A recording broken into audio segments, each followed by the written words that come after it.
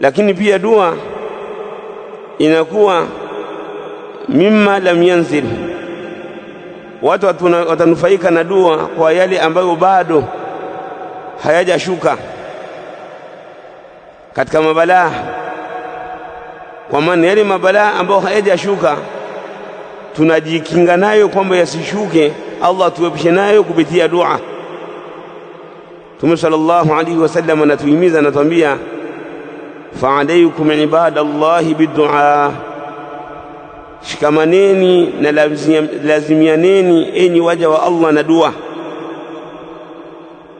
Wanasema baadhi ahlul ilmi kuisherehesha hii hadithi, wanasema amma naf'uhu fima nazal, ama dua kumnufaisha mtu kutokana na matatizo ambayo yameteremka, ni kwamba Allah subhanahu wa ta'ala anamjalia awe na uvumilivu, awe na subira.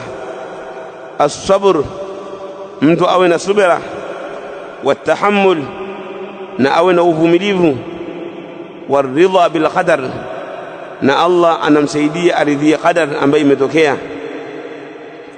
Wa amma naf'uhu mimma lam yanzil, ama manufaa ya dua kwa yale matatizo ambayo bado hayajashuka, fahuwa ayusrifahu anhu, ni kwamba Allah subhanahu wa ta'ala humwepusha na hayo matatizo.